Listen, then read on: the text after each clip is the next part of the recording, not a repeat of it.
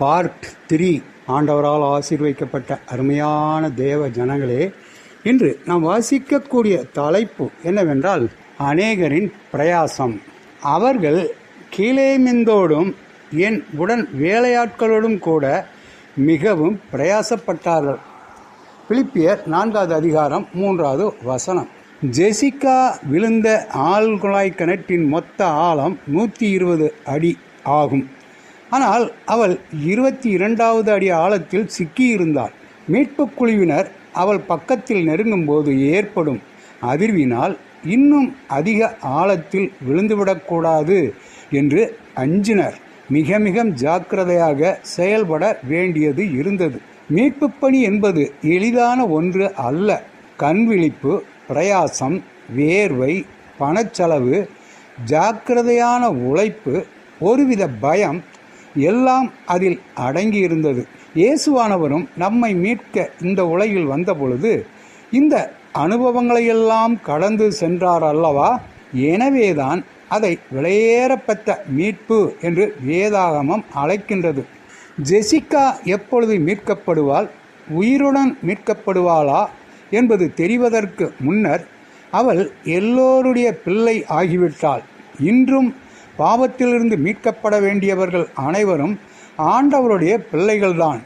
பிள்ளைகள் மாத்திரமல்ல, நம் எல்லாருடைய பிள்ளைகளும் தான். எனவே அந்த விலையேறப்பெற்ற மீட்பை அனைவரும் பெற்றுக்கொள்ள நம் பங்கு என்ன என்பதை உணர்ந்து செயல்பட வேண்டும். எல்லோரும் ஆண்டவருக்கு முக்கியம்தான். நேரம் கடந்து சென்று கொண்டே இருந்தது. சிலர் ஆயாசமடைந்தனர். ஏனென்றால் 2 அடி அகலமான 24 அடி ஆழக்குழிக்குள் சென்று இந்த வேலையை செய்ய வேண்டியது இருந்தது.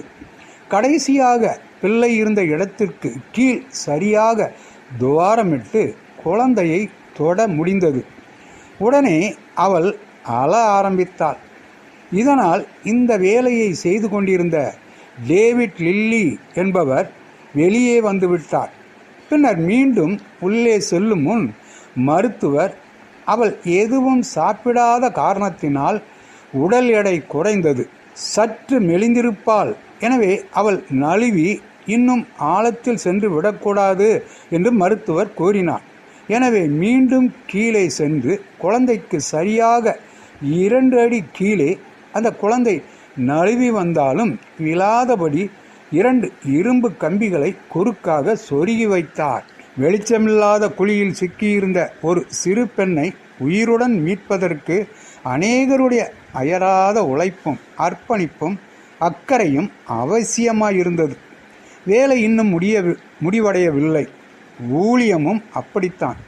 யுகம் நெடுகிலும் ஊழியக்காரர்கள் அவரவர் பணியை அர்ப்பணிப்புடன் செய்து பாவ இருளில் மூழ்கியிருக்கும் மக்களை மீட்கும் பணியில் ஈடுபடுகின்றனர். பின்னர் ஒரு நேரம் வரும்பொழுது ஓய்வு கொடுக்கப்படுகிறது. பின்னர் அடுத்த குழு விட்ட பணியை தொடர்கின்றது.